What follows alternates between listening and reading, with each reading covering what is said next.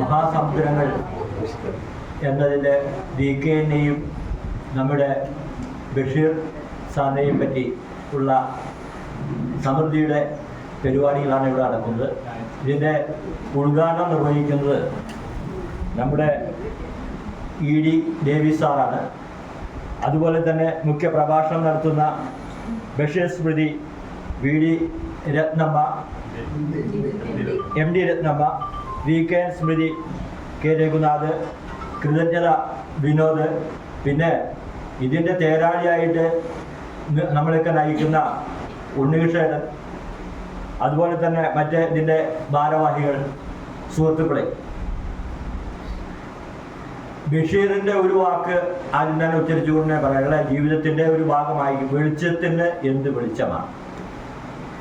അതായത് ജീവിതാനുഭവങ്ങളിലൂടെ ഉണ്ടായ ഒരു പ്രകാശം. ആ പ്രകാശം വിജ്ഞാനപ്രദമായി ഉപയോഗിക്കുമ്പോൾ ഉണ്ടാകുന്ന വീണ്ടുമുള്ള ഒരു പ്രകാശം. ആ പ്രകാശമാണ് ഒരു പക്ഷേ ബഷീർ ഉദ്ദേശിക്കുന്ന വെളിച്ചത്തിന് എന്ത് വെളിച്ചം.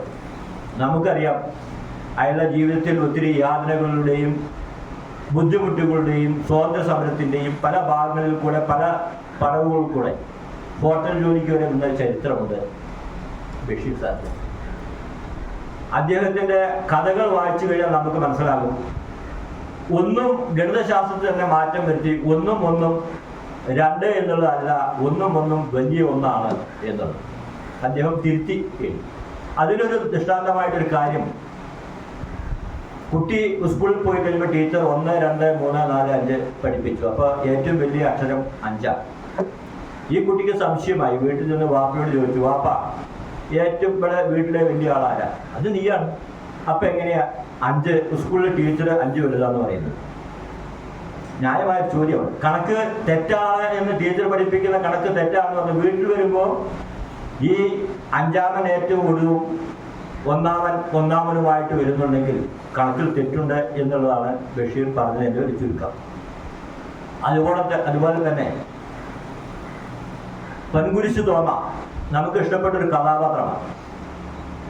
ദൈവം മരക്കുരിശിലാണ് മരിച്ചിരിക്കുന്നത്. ആ മരക്കുരിശിൽ മരിച്ച എൻ്റെ നാക്ക് വേണമെങ്കിൽ ആണിയടിച്ചുറപ്പിച്ചുള്ളൂ ജഡ്ജിയോട് പറയുന്ന ഒരു വാക്കാണ്.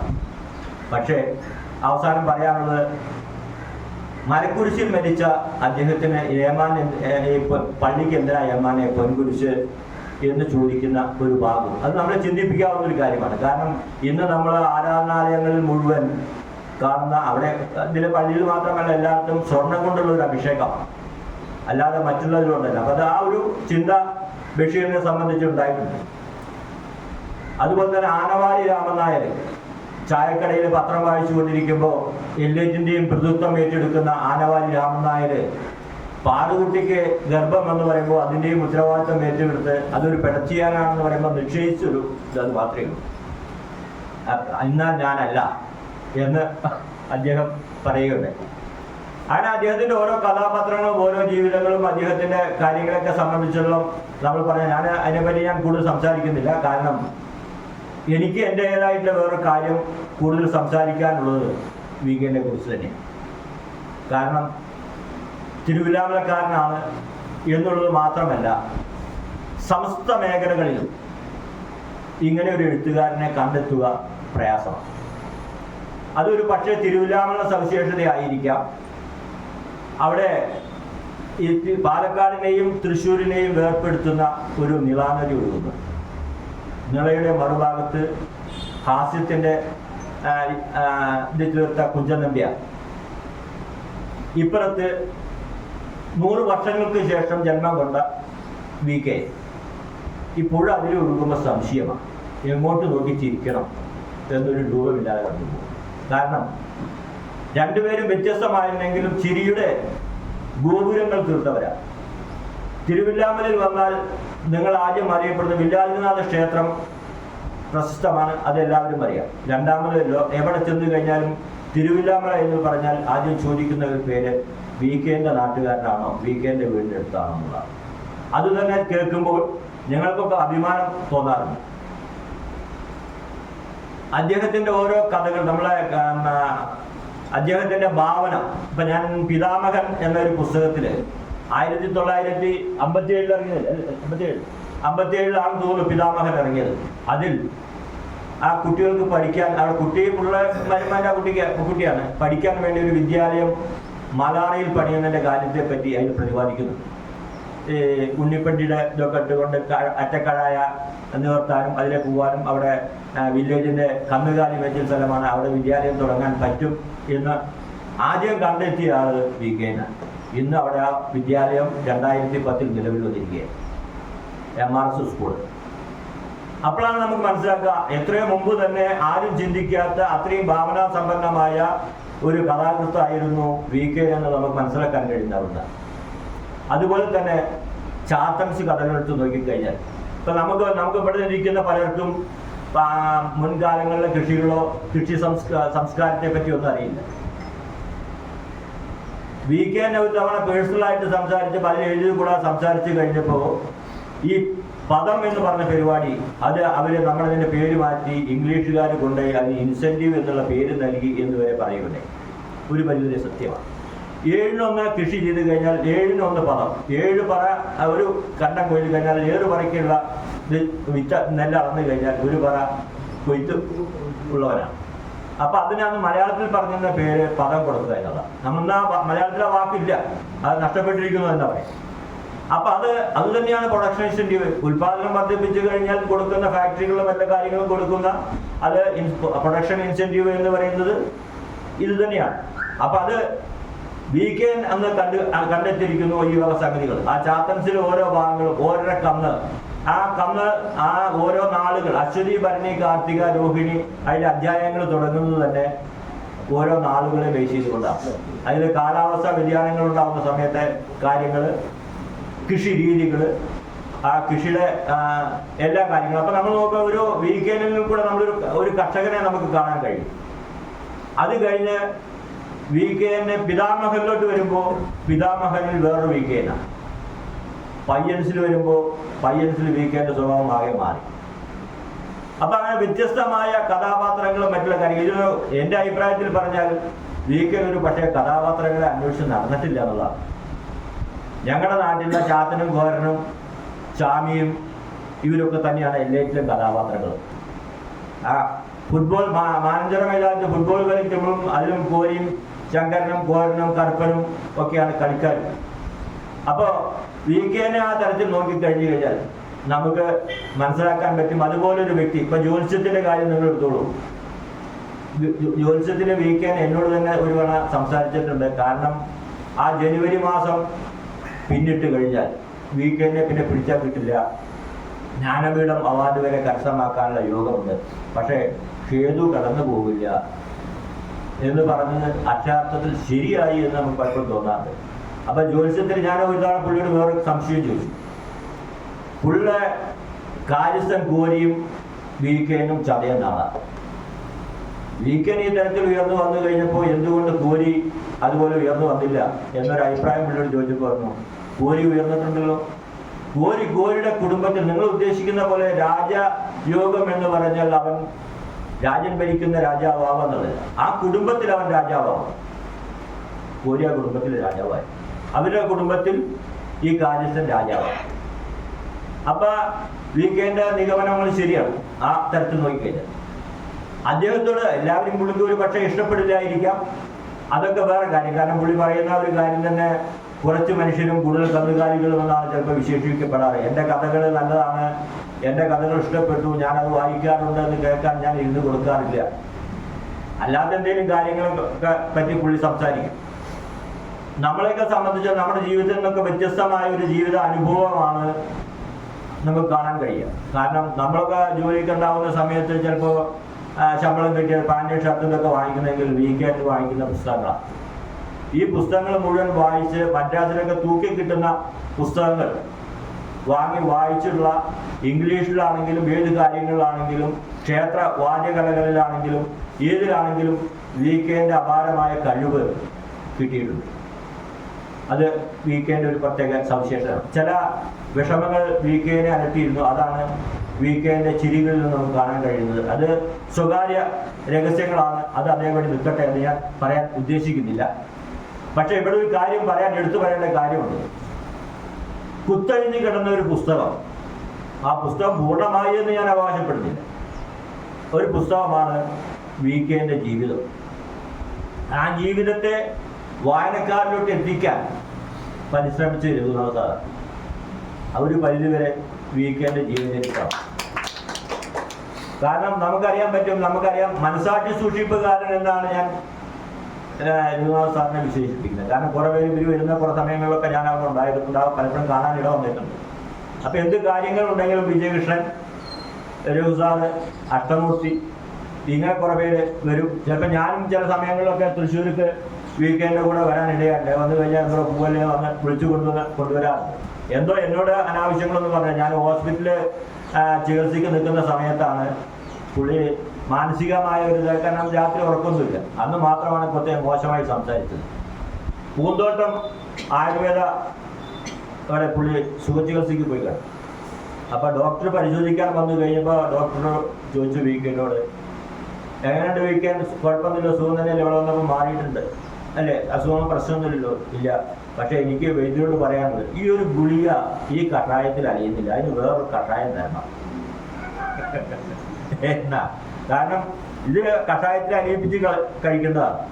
അത് ഒന്നാണ്. അതുപോലെ തന്നെ വിജയകുമാർ ഡോക്ടർ വന്നു, പുള്ളിക്ക് ഉറക്കമില്ല എന്ന് വന്നു കഴിഞ്ഞ് 2 ദിവസം കഴിഞ്ഞ് വീണ്ടും അടുത്തൊരു ഡോക്ടറാണ് വന്നു കഴിഞ്ഞ് VK-നോട് ചോദിച്ചു, VK-ന് ഉറക്കമൊക്കെ ശരിയായോ? ഉറക്കക്കുളി ഉറങ്ങിയിട്ട് വേണ്ട എനിക്കൊന്ന് ഉറങ്ങാൻ. ആ നർമ്മം ആ സമയങ്ങളിൽ പറയാനുള്ള ഒരു കഴിവ്, അത് സംഭാഷണത്തിലും കൂടെ വരെ VK സംസാരിച്ച സംഭാഷണങ്ങൾ എഴുതി കഴിഞ്ഞു കഴിഞ്ഞാൽ ഒരു 1000 പുസ്തകങ്ങൾ വേണമെങ്കിൽ എഴുതാൻ പറ്റും നർമ്മത്തിന്റെ ഭാഷയിൽ തന്നെ. അതിപ്പോ ഞാൻ പറയുന്നല്ല, ഭക്ഷണത്തിന്റെ കാര്യങ്ങളാണെങ്കിൽ ഭക്ഷണം കഴിയുമ്പോൾ വെള്ളച്ചി ആ ചാത്തൻസിൽ എഴുതിയിട്ടുണ്ട്, വെള്ളച്ചി സുപ്ര രാമചന്ദ്ര നമസ്തുതി പറഞ്ഞൊരു ഉദയഗീതം എഴുതുന്നുണ്ട്. ആ അവരുടേതായ ഒരു ശൈലിയിൽ അങ്ങനെയൊക്കെ ഭാഷയെ വേറെ തരത്തിൽ മാറ്റിക്കൊണ്ടുവരാനും മറ്റുള്ള കാര്യങ്ങൾക്കുള്ള കഴിവ് ഞാൻ വലിയ ഇതൊന്നായിട്ടുള്ള ആളല്ല. ഞാൻ എന്തെങ്കിലും വായിച്ച അനുഭവം മറ്റുള്ള കാര്യങ്ങളൊക്കെ ഉള്ളൂ. പക്ഷെ എന്നിരുന്നാൽ എൻ്റെ മനസ്സിൽ ഇഷ്ടപ്പെട്ട, നമ്മൾ ആരുടെ വായിച്ചു കഴിയുമ്പോൾ ആ വായനയിൽ നിന്ന് വ്യത്യസ്തമായി നമുക്ക് എന്തെങ്കിലുമൊക്കെ മനസ്സിലാക്കാൻ, ഒരു പ്രാവശ്യം ഒന്നും വായിച്ചാൽ ചിലപ്പോൾ നമുക്ക് പിടികിട്ടില്ല. പക്ഷേ വായിച്ചു കഴിഞ്ഞാൽ അതിൽ അടങ്ങിയിരിക്കുന്ന വ്യത്യസ്തം. EMS ഒക്കെ മുമ്പ് ഒരു വാക്ക് സംസാരിച്ചാൽ വലിയ ചർച്ചാ വിഷയമാവും എന്ന് പറഞ്ഞ പോലെയായിരുന്നു. VK-ന് എന്തെങ്കിലും എഴുതി പിടിക്കുകയോ ചെയ്തു കഴിഞ്ഞാൽ അതൊരു ചർച്ചാ വിഷയമാകുന്ന കാലഘട്ടമായിരുന്നു ആ കാലഘട്ടം. കാരണം ചെറിയ ചെറിയ കാര്യങ്ങളല്ല. പത്രാധിപര് അവിടെ തന്നെ എഴുതി, പുള്ളി ആദ്യം കഥ എഴുതി അയക്കുകയാണ്. അയച്ചു കഴിയുമ്പോൾ പുസ്തകത്തിന് സ്ഥലമില്ലാത്തതിനാൽ പ്രസിദ്ധീകരിക്കാൻ കഴിയില്ല, ഖേദിക്കുന്നു പറഞ്ഞ് മടക്കി അയച്ചു. 3 പ്രാവശ്യം മടക്കി അയച്ചു കഴിഞ്ഞപ്പോൾ VK കഥ എഴുതി അയക്കുന്നതിൻ്റെ കൂടെ VK-ന് ഒരു കുറിപ്പ് കൂടെ, നിങ്ങൾ ഖേദിക്കേണ്ട, തിരിച്ചയച്ചാൽ മതി, ഖേദം മറ്റു കാര്യങ്ങൾ ഞാൻ ചെയ്തു കൊള്ളാം. അപ്പൊ അങ്ങനെ അത് നമ്മളിപ്പോൾ ഒരു പുതിയൊരു കഥ എഴുതുമ്പോൾ തന്നെ അങ്ങനെ പറയാനുള്ള ആ ഒരു നിർഭയമായ ആ ഇതുണ്ടല്ലോ VK-ന്, അത് VK-നെ കഴിയും. ആരുടെ പോലും MA ബേബി ഒരു തവണ പുള്ളിയെ MP ആയിരിക്കുന്ന സമയത്ത് കാണാൻ വന്നു കഴിഞ്ഞപ്പോൾ കയറി വരുന്ന വഴിക്ക് തന്നെ MA ബേബിയോട് പുള്ളി ചോദിച്ചൊരു ചോദ്യമുണ്ട്, താടി വെള്ളത്താടി വെച്ചിട്ടാണ്, ബേബി എല്ലാം അറിയാതിരിക്കാൻ വേണ്ടിയാണോ താടി വെച്ചിരിക്കുന്നത്? അങ്ങനെ കണ്ടു കഴിയുമ്പോൾ തന്നെ ഇങ്ങനെ ഒരു ചോദ്യം ചോദിക്കാനുള്ള കഴിവ് നമുക്കൊന്നുള്ള, അല്ലാതെ VK-ന് മാത്രമേ അവകാശപ്പെട്ടതാണ്. ഞാൻ കൂടുതൽ നേരം, അരമണിക്കൂറാണ് എനിക്ക് പറഞ്ഞ സമയം, ഏറെക്കുറെ അരമണിക്കൂറായില്ലേ? അരമണിക്കൂറായി. അതുകൊണ്ട് ഞാൻ കൂടുതൽ നേരം സംസാരിക്കുന്നില്ല. ഞാനിതിൻ്റെ ഉദ്ഘാടനം നിർവഹിക്കുന്നതിനായി ED ഡേവിസ് സാറിനെ ക്ഷണിക്കും. ആർക്കും അറിയില്ല, ആ ബൈബിളിലും ഇല്ല. അതുവരെ അതിൽ ഒറ്റ വാക്കുകൊണ്ട് അവസാനിപ്പിച്ചിരിക്കുകയാണ്, അച്ഛനെ തൊഴിൽ സഹായിച്ചുകൊണ്ട് ജീവിച്ചിരുന്നു. അതിനുശേഷമാണ് യേശുക്രിസ്തു പ്രത്യക്ഷപ്പെട്ടത് എന്ന് പറഞ്ഞതുപോലെയാണ് VK-നും കുറെ കാലം അജ്ഞാതമായിരുന്നു. നമ്മളിപ്പോൾ അയ്യപ്പൻവിളക്ക് കണ്ടല്ലോ, അയ്യപ്പൻവിളക്കിൽ അയ്യപ്പൻ ചാടുന്ന സമയത്ത് വാതിലില്ല, അതിനിടയ്ക്ക് ആൾക്കൂട്ടത്തിൽ ഇടയ്ക്ക് ചാടി വരുന്നതാണ് അയ്യപ്പൻ. ഈ പഹയനെ വിശ്വസിക്കരുത് കേട്ടോ എന്ന് പറഞ്ഞതുപോലെ ഈ സമൂഹത്തിന്റെ പുഴുക്കുത്തുകൾക്കെതിരെ ശബ്ദം ഉയർത്തിയ ധീരനായ എഴുത്തുകാരനാണ് VK എന്നത് അടിവരയിട്ട് ഒരു പ്രാവശ്യപ്പെട്ട് പറയുക. അദ്ദേഹത്തിന്റെ ഹാസ്യവും ഒന്നുകൂടെ ഞാൻ സൂചിപ്പിക്കട്ടെ. MT വാസുദേവൻ നായർ ഹോട്ടലിൽ താമസിക്കുന്നുണ്ടെന്ന് പറഞ്ഞ് VK അവിടെ പോവുക. അവിടെ പോയി റിസപ്ഷനോട് ചോദിച്ചു, വാസു ഉണ്ടോ ഇവിടെ?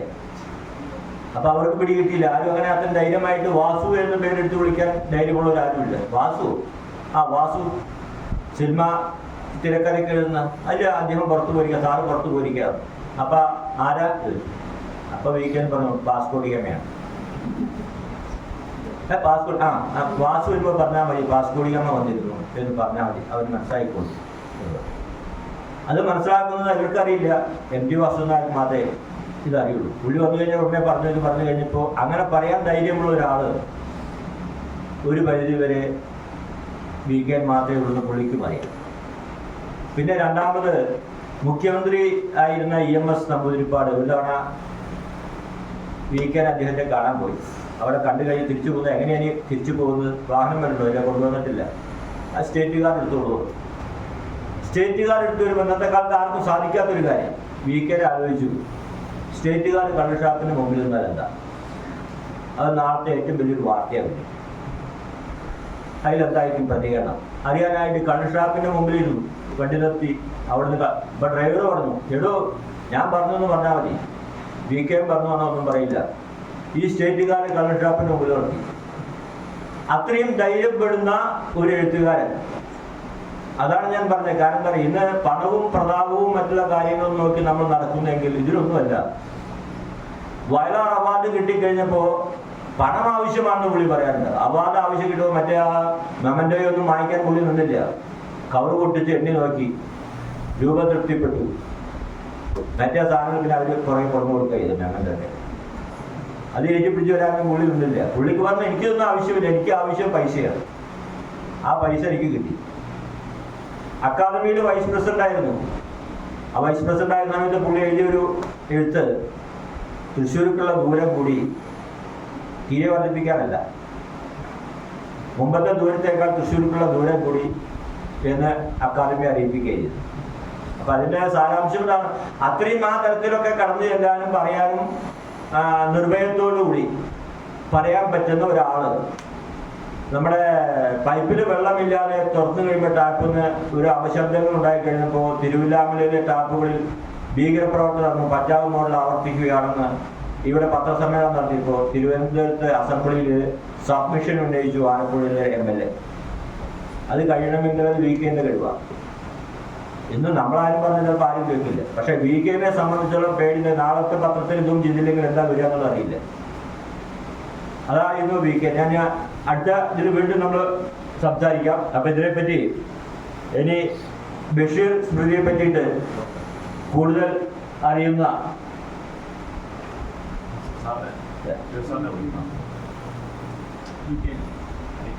വീക്കെൻഡ് സ്മൃതിയെ പറ്റി ഏറ്റവും അധികം ഈ കേരളത്തിൽ തന്നെ ഒരു പരിധിവരെ കൂടുതൽ ഞാൻ നേരത്തെ സൂചിപ്പിച്ച പോലെ മനസാക്ഷി സൂക്ഷിപ്പുകാരൻ എന്ന് വിശേഷിപ്പിക്കുന്ന നമ്മുടെ രഘുനാഥൻ സാർ. അദ്ദേഹത്തെ നമുക്ക് പേഴ്സണലായിട്ട് അറിയാം. അതുകൊണ്ടാണ് ഞാൻ അത്രയും ഇതായിട്ട് പറഞ്ഞത്. അങ്ങനെ മനസാക്ഷി സൂക്ഷിപ്പുകാരൻ എന്നുള്ളൊരു വാക്ക് തെറ്റായിട്ട് ഉപയോഗിച്ചിട്ടുണ്ടെങ്കിൽ ക്ഷമിക്കണം. കാരണം ഇതുകൂടെ പറയുകയാണ്. കാരണം വളരെ മുമ്പ് കാലം തൊട്ട് തന്നെ അവിടെ വരികയും വീക്കെൻഡായിട്ട് കുറെ നേരം സംസാരിച്ച് അവിടുന്ന് ഭക്ഷണവും എല്ലാ കാര്യങ്ങളും കഴിഞ്ഞ് അത്രയും പ്രിയപ്പെട്ട വീക്കെൻഡ് സംസാരിക്കുമ്പോൾ പ്രായ വ്യത്യാസങ്ങളൊന്നുമില്ല. അവിടെ ഞാൻ പ്രായം കൂടിയ ആളാണ്, ഞാൻ പ്രായം കുറഞ്ഞ ആളുണ്ട്, അവരോട് ഇന്ന് സംസാരിക്കും, ഇവരോട് അങ്ങനെ സംസാരിക്കാവോ ഒന്നുമില്ല. എല്ലാം തുറന്ന് സംസാരിക്കുന്ന കൂട്ടത്തിലാണ്. അപ്പൊ ആ തരത്തിൽ ഒരു വീക്കെൻഡ് ഞാൻ രണ്ട് കാര്യങ്ങളാണ് വീക്കെൻഡ് എനിക്ക് അത്ഭുതകരമായി തോന്നിയിരിക്കുന്നത്. എത്ര വയ്യാതെ വന്നു കഴിഞ്ഞാൽ ഒന്ന് എൻ്റെ ദൈവമേ എന്നുള്ള വിളിക്കുന്ന ഞാൻ കേട്ടിട്ടില്ല, എൻ്റെ അമ്മ എന്ന വിളി ഞാൻ കേട്ടിട്ടില്ല. സുഖമില്ലാതെ കിടക്കുന്നത് എന്തൊരു കഷ്ട എന്ന് പറയുന്നല്ലാതെ ഈ രണ്ട് വാക്കുകളും ഉച്ചരിക്കുന്നത് ഞാൻ കേട്ടിട്ടില്ല. അപ്പൊ വീക്കെൻഡിനെ സംബന്ധിച്ചിടത്തോളം നമുക്ക് കൂടുതൽ അറിവ് പകർന്നു തരാൻ ഇവിടെ ഏറ്റവും അനുയോജ്യനായ ആളെ തന്നെയാണ് തെരഞ്ഞെടുത്തിരിക്കുന്നത്. രഘുനാഥൻ സാറെ എല്ലാ സ്നേഹാദരങ്ങളോടും കൂടി ഞാൻ ക്ഷണിക്കുന്നു. വൈക്കം മുഹമ്മദ് ബഷീറിൽ നിന്ന് ബേപ്പൂർ സുൽത്താനിലോട്ട് വരെ നമ്മളെ എല്ലാ കാര്യങ്ങളും ഒന്നും ഇടപെടാതെ വിവരിക്കാൻ MD രത്നമ്മ ടീച്ചർക്ക് കഴിഞ്ഞു എന്നുള്ളത് വളരെ സന്തോഷകരമായ കാര്യമാണ്. വൈക്കം മുഹമ്മദ് ബഷീർ കോഴിക്കോട് ഒരു തവണ കാപ്പി കുടിക്കാൻ കയറി കഴിഞ്ഞപ്പോൾ കുട മേശയുടെ അവിടെ തൂക്കി കഴിഞ്ഞ് പുള്ളി കാപ്പി കുടിക്കുന്നതാണ് ഈ കുട ശ്രദ്ധിക്കുന്നത്. ഒരു ബിരുദൻ ഈ കുട കൈക്കിലാക്കി പുറത്തു പോയി. പുറത്തു പോയിരുമ്പോൾ നല്ല പുറകിലോട്ട് പോയി കഴിഞ്ഞ് ബഷീർ ചോദിച്ചു, വൈക്കം മുഹമ്മദ് ബഷീറാണോ? അയാളോട് ചോദിച്ചു. അപ്പോൾ അയാൾ പറഞ്ഞു, അല്ല, ഞാൻ വൈക്കം മുഹമ്മദ് ബഷീറാണ്, അത് എൻ്റെ കുടയാണ് എന്ന് പറഞ്ഞു കഴിഞ്ഞാൽ തിരിച്ചു വാങ്ങിക്കുന്ന ഒരു സംഭവമുണ്ട്. ഏറ്റവും വിവാദ വിഷയമായ ഒരു ശരീഅത്തിൻ്റെ ഒരു കുടുംബിനെ കൊണ്ടുള്ള ചർച്ചകൾ നടന്ന ഒരു കാലമുണ്ടായി. അപ്പോൾ പത്രക്കാര് വൈക്കം മുഹമ്മദ് ബഷീറിനോട് ചോദിച്ചു, ഈ പറയുന്ന ശരീഅത്തിൽ പറഞ്ഞതിൽ 3 തുപ്പ് തുപ്പിയാൽ പോകുന്നതാണോ നിങ്ങളുടെ ബീവി എന്ന് ചോദിച്ചു കഴിഞ്ഞപ്പോൾ, ഞാൻ നേരം വെളുക്കുമ്പോൾ തൊട്ട് മുറുക്കി തുപ്പോട് തുപ്പാണ്, ഇതുവരെ എൻ്റെ ബീവി പോയിട്ടില്ല എന്നാണ് വൈക്കം മുഹമ്മദ് ബഷീർ. അപ്പോൾ അങ്ങനെ രസകരമായ ഈ നോവലുകളിലല്ലാത്ത കുറേ കഥകളുണ്ട്. എനിക്ക് അവസാനമായി പറയാനുള്ളൊരു കാര്യം, 25-ാം തീയതി VK-ൻ്റെ 21-ാം ചരമവാർഷികമാണ്. അവസാനം പറയാമെന്ന് ഉദ്ദേശിച്ചിരിക്കുകയാണ്. ഈ ചരമവാർഷികം വലിയതൊന്നുമില്ല, കാലത്ത് ഫുള്ള് ഇഡ്ഡലിയും മറ്റുള്ള കാര്യങ്ങളും ഭക്ഷണങ്ങളൊക്കെ കഴിച്ചുകൊണ്ട് കൂടുക എന്നുള്ളതാണ്. അപ്പം ഇത് പറഞ്ഞൊരു തമാശക്കൂടെ ഓർമ്മ വരികയാണ്. അന്ന് ആകാശത്തേക്ക് വെടിവെച്ചിരുന്നെങ്കിൽ ഒരു പക്ഷേ ആകാശം വെടിഞ്ഞു വീണ് ഇത് നടത്താൻ കഴിയില്ലായിരുന്നു. മനസ്സിലായിരുന്നു. അത് അന്ന് ആചാരപരമായ ചടങ്ങുകളൊന്നും ഉണ്ടായിരുന്നില്ല. പിറ്റേ ദിവസം ജനുവരി 26-ാം തീയതി റിപ്പബ്ലിക് ആയതുകൊണ്ട് ആ കാര്യങ്ങളൊന്നും ഇല്ല. അതുകൊണ്ട് ആകാശം അവിടെ നിലനിൽക്കുന്നു, VK-ൻ്റെ ഓർമ്മകളും നമ്മൾ നിലനിൽക്കുന്നു. ആ ഓർമ്മകൾ പങ്കുവയ്ക്കാൻ നിങ്ങളെല്ലാവരെയും തിരുവില്ലാമലേക്ക് സ്വാഗതം ക്ഷണിക്കുകയാണ്. എല്ലാവരും നന്ദി ചേരണമെന്ന് ഒരിക്കൽ കൂടി പറയുകയാണ്.